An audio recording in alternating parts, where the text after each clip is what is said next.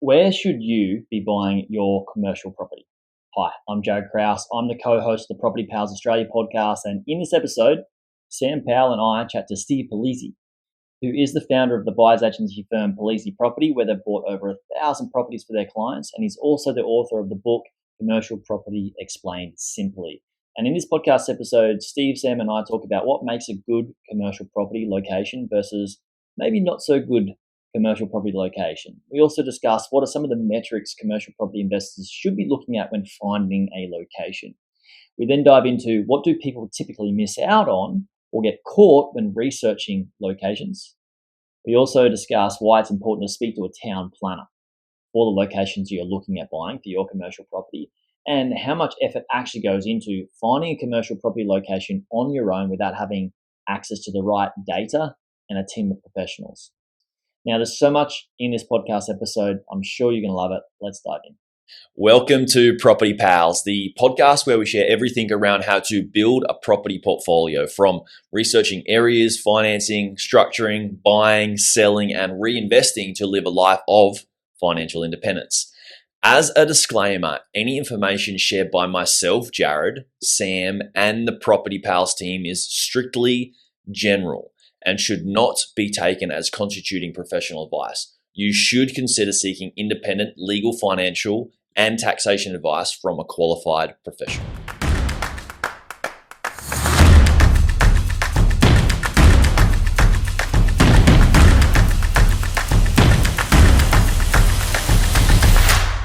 Steve, welcome back to the pod.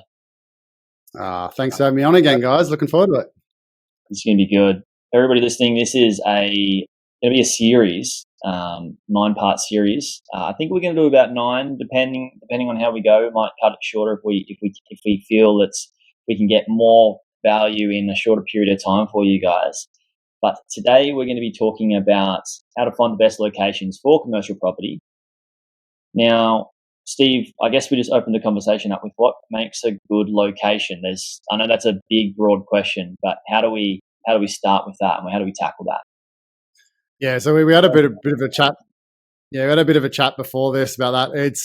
It is a broad question because it's going to come down to, like, what are you actually trying to achieve? Like, what's your budget? And, like, are you actually trying to get a value add, passive income, capital growth, things like that? Then every asset class is completely different. Like an office space different to a retail, different to an industrial. So the way I kind of answer it is, like, normally you'd start off with your budget. So you'll come and go, okay, I've got $1 million. Where can I afford for $1 million? And then that's where you might go, okay, do I want to stick capital cities or do I want to go regional? Then each property is going to have a different nuance. So, like, what is better then? Is it a CBD one on a really low yield, a middle ring one on a slightly high yield, an outer ring on a high yield, or go regional? So they're all different factors that you kind of have to take into account. There's no right answer. Like, no one's going to be able to tell you a 7.5% property is worse than, say, a 5% yielding one. You can argue what the net return is going to be, though. So I might argue that, and this is a conversation I have quite often, is I'd much rather go buy like a 6% yielding industrial space in, say, Brisbane than a 7% yielding one in Rockhampton. So even though Rockhampton's got a better yield, and it may even have a longer lease, the vacancy periods are much higher. Like, we're talking 12 months to 36 months, whereas the stuff I buy in Brisbane, we're talking like 1 to 2 months maximum. So that, for me, alludes, and there's no crystal ball, but that alludes to me that there's going to be better capital growth, better rental increases, and lower periods of vacancy. So your ROI, your return on investment, is actually going to be a bit better. So that's, for me, playing the longer game, that's a better investment. If it's someone who's looking to get a big passive income, cool, go regional, but you need to assess the risks a little bit more. What would be I think people even forget that in residential as well. Is like, I'm going, when they're starting out, I'm going just for the, as much as I can in net income, but forget the capital growth side of it as well. So I guess there's sort of 2 metrics that people should be looking at. Is like, number one, yes, the yield, but also the capital growth. Yeah. In terms of the location. Yeah, what actually annoys me a little bit with the residential people and the whole argument of, like, oh, I'm going positive cash flow versus negative cash flow. Most of the time they're talking like $50 a week's difference. They're finding something that's a 5.2 versus a 4.7. And on like a 500 mil, like go pack some shelves at Coles on the weekend and you'll actually make up that difference. Like buy to the fundamentals. Commercial, it's a bit more of an argument though, because like say $1 million property and I buy a 4% yielding Sydney one versus a 7% yielding one in like Townsville, Rockhampton, Mount Isa or something like that, it's 30 grand a year difference. So that actually does have to take into account. If I keep that tenant for say 5 years because it is a secure lease, I'm up like 150 grand. So it's getting that balance right where if it does go vacant, I've got that buffer now. Whereas you're kind of relying on more the capital growth on the Sydney one. So this is the hard thing with commercial, which we'll talk about today.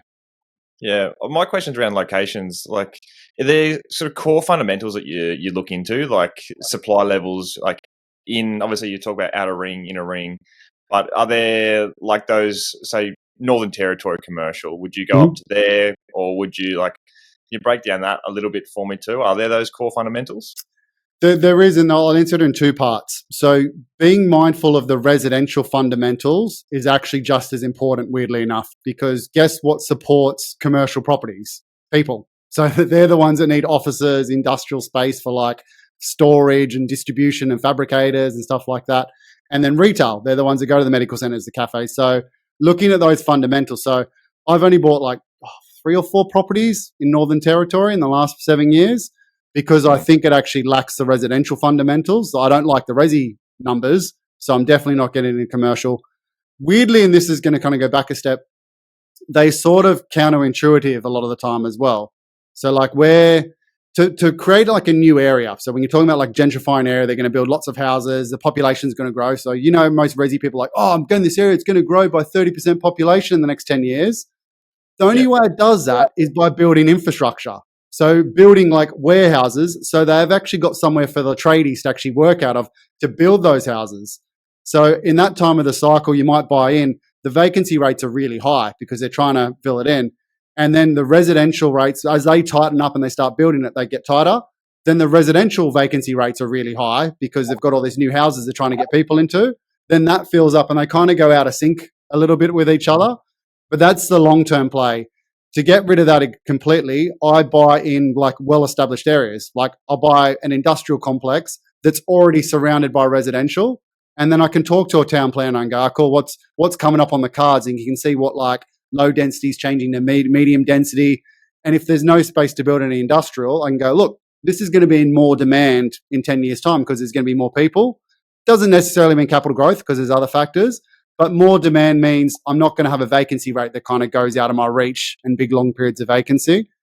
So that was the first kind of part to your question about buying like MT. The other one is I just wouldn't buy there because generally vacancy rates are really high. In saying that, I'm going to caveat though, that's if I'm talking office or industrial.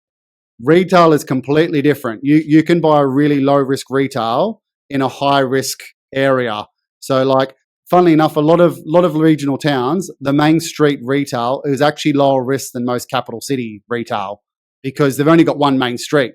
So as long as you get in that and the vacancy rates are really tight, you can get tenants for 5, 10, 15, 20, 30 years and short periods of vacancy. The same as like an argument might be, okay, say I buy a shopping centre in Darwin. That could have 10 tenants. So who cares if I lose a tenant here and there occasionally? As long as fundamentally you've got the bulk of it, you can still get that return. Whereas I wouldn't just buy the one because that might be the one that goes vacant. And that's kind of what I said at the start of the podcast about what are you actually trying to buy and what's your budget and matching it up with that a little bit.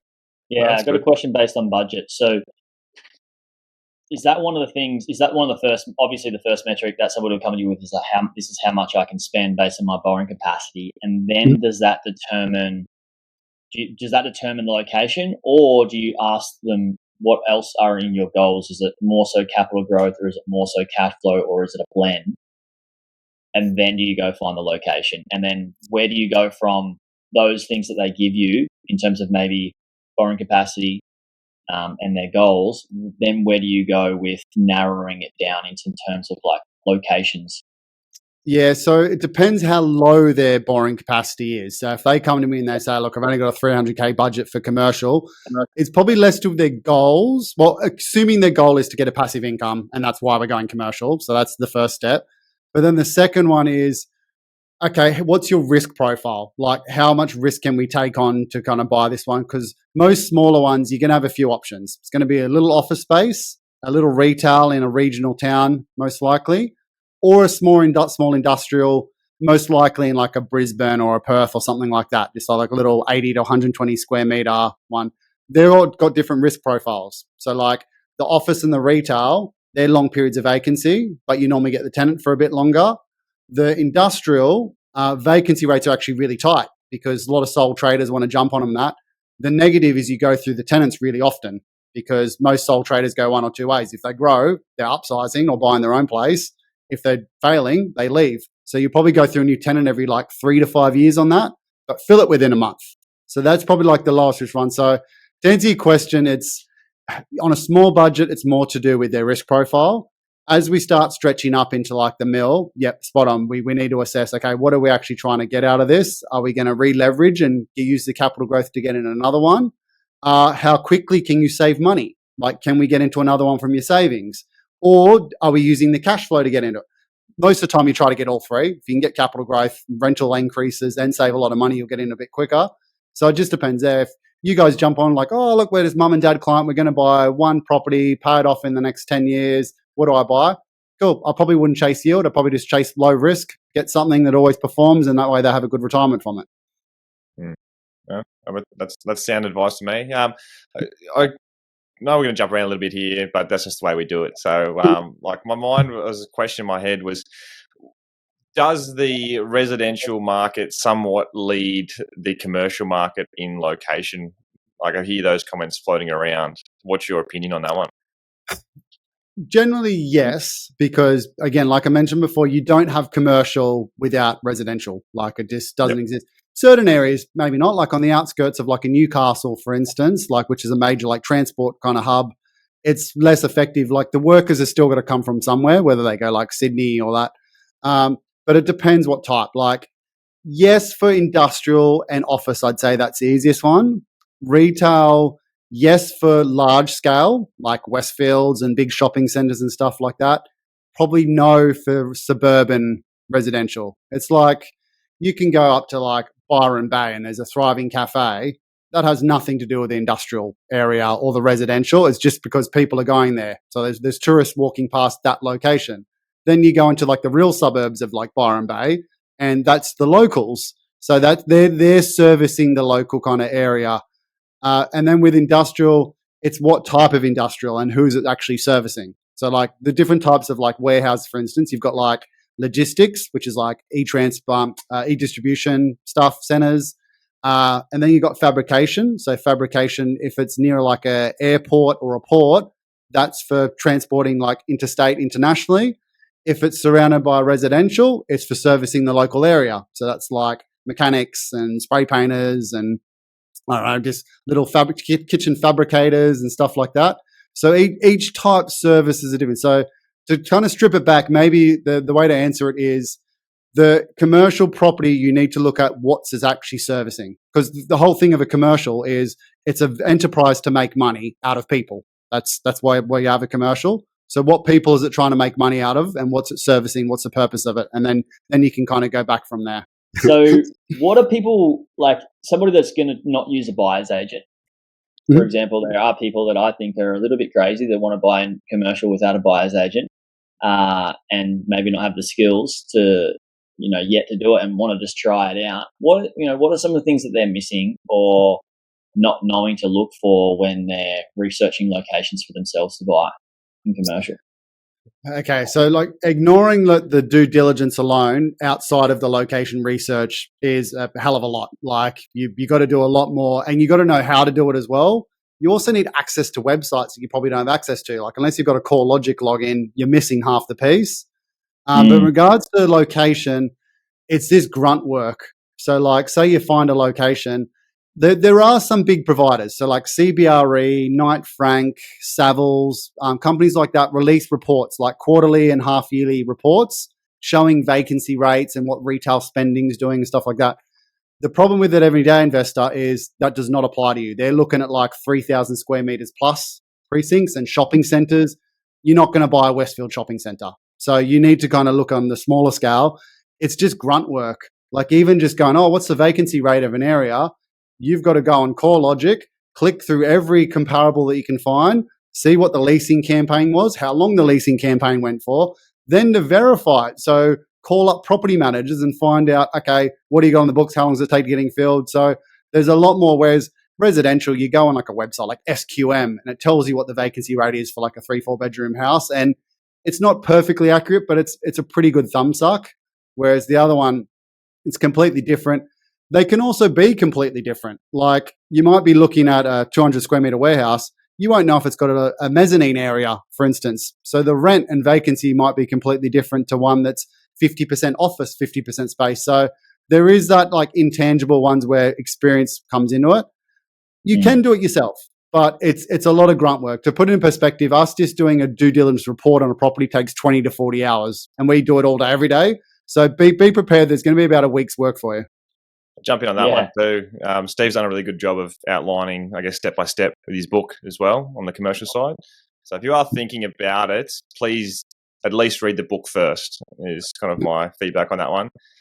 You've touched on another good point too, and Jared will talk about, we've got a code to give you as well to get free access to Steve's book. But while it's in my brain, the town planning conversation you're having with people, like in my mind, that's really important for people to understand the supply risk coming on. Do you just talk to sort of like one town planner, two town planners? What's sort of that process there to reduce that risk, Steve? Normally just one if we know they're a good one. You can also talk to the local council, but I find I just bash my head against the wall most of the time. No offense to anyone listening who works for the council. The private guys generally are a bit more switched on and working with it there. The good thing for me is we don't have to do it every single time because I'm buying like 10 to 20 properties a month. I'd say 80% of them within the same kind of areas. So I've already done the conversation. I know I don't have to look it up anymore, but like a first-time investor, you're going to actually have to talk to a town planner.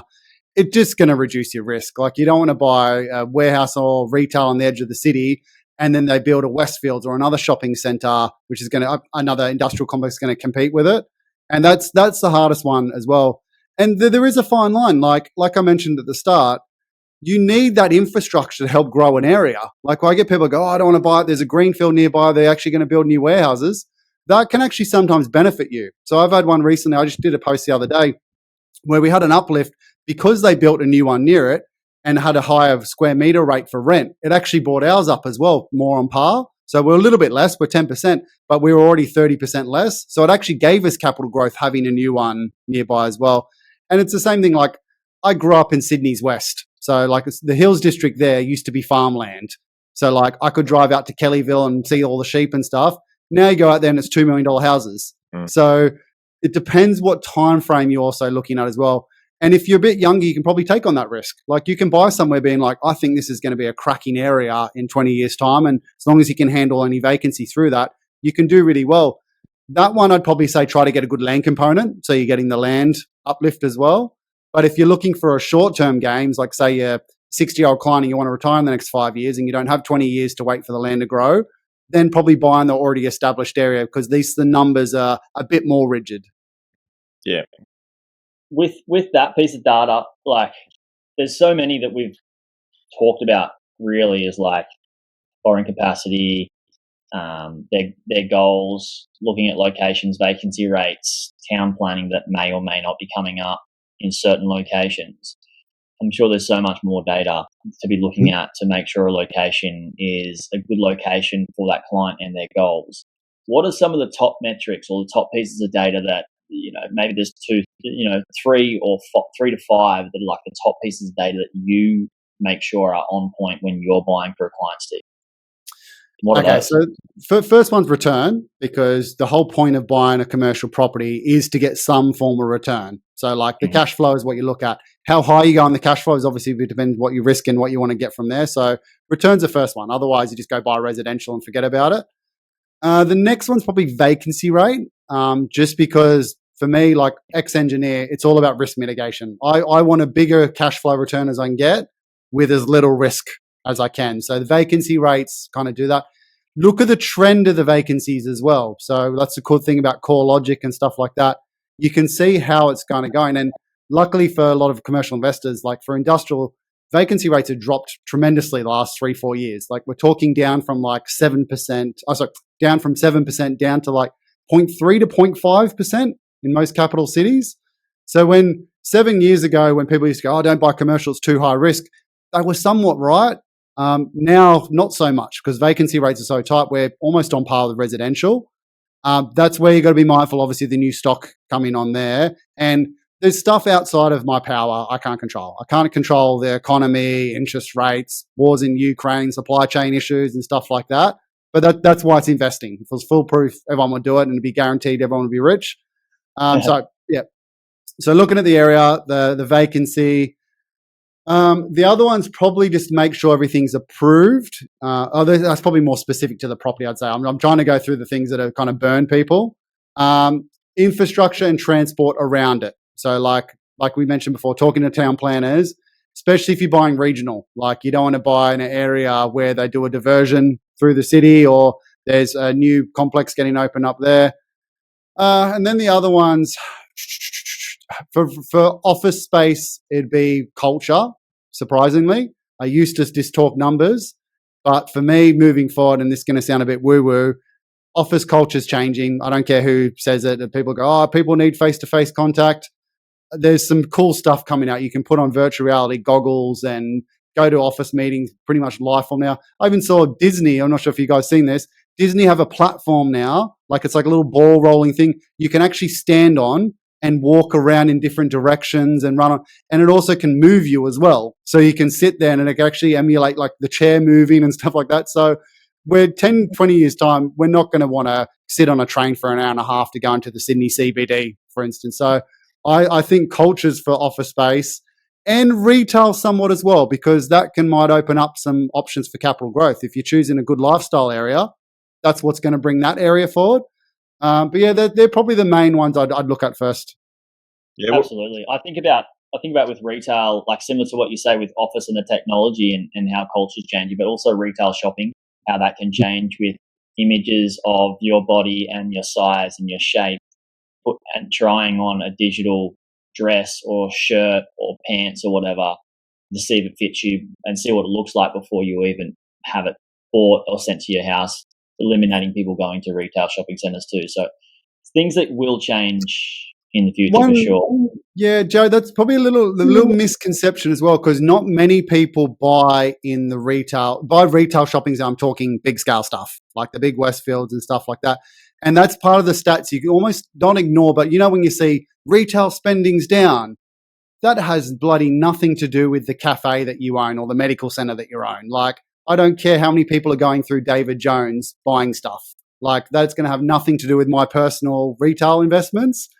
So that one's probably more for foot traffic. So that's probably another factor of when you're looking at, if you're going retail, foot traffic is key. Like people walking past, even road traffic exposure. That's a kind of critical thing for capital growth of the area. One thing, like a story that a mate of mine, he's bought a property and it had low vacancy rates when he bought it. I mean, this is the issue too with why we're doing this as well, through education to help people not make sort of mistakes. But he did bought it off the plan, and the vacancy rates was super low when he bought it. When it was established, now it's ready for rent. The vacancy rates have gone up because there's been an increase in supply in that region. Would that be one of the other fundamentals too? Like just you said, sort of talking to town planners and seeing what else is coming on board. Yeah, so it sounds like he's bought in like a new estate almost, where they're building lots of them. I do buy some, like in quotation marks, off the plan, but they're the ones where they've like knocked down 10 houses or a big warehouse and they're building lots of little ones. So it's not flooding the market. It might be like an extra 10 going in that area, and that's what keeps it. Weirdly, the vacancy rates go up a little bit for that complex. So the way it normally works is it takes a long time to fill 50% of the complex, because if you're a tenant, you've got negotiating power with 10 different owners. So you're gonna the rent that they advertise is actually going to be less, and you're going to have a bit more kind of negotiating power. So it actually takes a long time to fill up. Whereas the last like 20%, 30% goes really quickly because they don't have options. They're trying to get in before it goes. But that's if there's one. If he's bought on the fringe where they're building 2, 3, 4, of course it's going to go up. But that's the same fundamental as residential. Don't go buy in a completely new estate where they're building 500 homes going, oh, but the vacancy rates for the current homes were tight. That's also why the council approved the new homes, because there wasn't enough. But they bought at the wrong time. So like, I'll go back to me being in like the Hills district growing up. We've seen it with every single new area, like Kellyville, really tight vacancy rates because it was basically farmland. Then they built all stock and it skyrocketed. Then that came down. Then Box Hill and Riverston happened and the same thing. And like Box Hill vacancy rates used to be 7 to 11% when they built all the new stock. Now they're down. I haven't checked it in a year or two, but I imagine it's down to kind of sub 1% now. So timing that market, and we're not talking short term here. We're talking like 5-10 years. But again, off the plan always comes with risks as well. If you're buying an off the plan, there's heaps that can go wrong. Like the developer can liquidate, they can do what's phoenixing. It never gets approved in time. They always say, oh yeah, it's going to be registered by this date. You get 3 years down the track and the sunset clauses, the cost bill price go up. You have the issues with the vacancies and the tenants. There's all those types of issues as well. So that you need to know what you're doing. I've almost been burnt more times in off the plans as I have just buying established. Yeah, no, really good point. And you also want to avoid, say 30 units all coming on board for lease at the same time, as you said, the negotiation power. The other thing that I want to just like touch on with the locations is, do you see a cyclical nature in the Australian property market around locations? With like say, I'll take a quick step back for when you said you want to avoid the 31. You don't have to avoid it. You just have to be aware of what the risk is. So like the risk is longer periods of vacancy there. However, you go buy a new industrial warehouse, for instance, you might get 15, 20 grand a year back on depreciation compared to buying something 15 years old. So long term, in the next 5 years, you might go, okay, if I can handle the 6 to 12 months vacancy, I'm actually going to be better off here for assuming I get that yield. And then it balances what the yield. The problem is when people buy off the plan, they're like, oh, new shiny, I'll take a 5% yield when everything's selling for a 6% around it. That doesn't disappear very quickly. It actually goes the other way. You actually lose out. Same as buying a new car. It's no longer worth the same once it's 2-3 years old. No, that's good points. Good points. Yep. And then back to the other question. So was it do I see cyclical nature around Australia with it? Yeah, well, just like hit on obviously residential mindset, right? Like we had Tassie did nothing, Tassie boomed, and then you saw South Australia kick, WA kick. Now we're looking Queensland's kicking as well. Like, do you see that with commercial too, or is it sort of a little bit different? Yeah, so it's in some instances it follows the residential, but not at the same time, slightly before or slightly after, which is also where a myth comes from, where they say, oh, commercial doesn't grow, because you'll see like Tassie boomed, when was that, 5 years ago?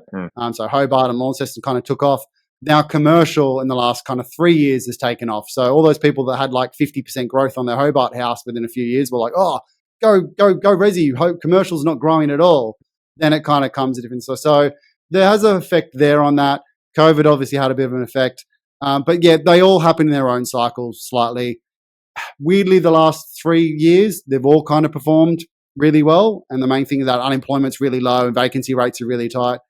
But again, on industrial and suburban retail, office space hasn't had a good time. So COVID's actually made vacancy rates go from about 7% to 12 to 15% in most capital cities. So that's got nothing to do with the residential market. All those residential markets in the capital cities are doing really well the last 5 years. Office space isn't. Is office space the right time to buy now? Maybe if you get a bargain. I've actually started buying for some clients because we're getting some really good yields. We're getting like 7.5% to 9% net yields in capital cities. And you start weighing that up with buying let's say a 4.5% net yield. Cool. It can sit there almost 50% of the time vacant, and it ends up being the same cash return. Yeah, that's a good point. Well, we definitely got the series to jump through, and the asset selection. I think we can jump into a few more things on that front. But Jared, yeah, absolutely. I just want to say, Steve, thanks for coming on. Everybody is listening. Thank you for listening. Make sure you do tune into the next one we have with you, Steve, on how to best find the commercial property assets once we've found the target location. And if you are listening and you want to get a piece of Steve and his brain and knowledge, he's put that out into a book. You can get that at paliseproperty.com, and you can get it for free by using the code PropertyPals. We'll put links to that in the show notes too. So Thanks for jumping on, Steve. He's got the Cheers, book. guys. Sam's got the book there too. Commercial Property Investing Explained. If you do decide to do it yourself, guys, go on my website. I give everything away for free, like the due diligence reports, all the cash flow calculators and checks. They're all there, so you can have a crack yourself. But yeah, there's obviously advantages using someone who knows what they're doing.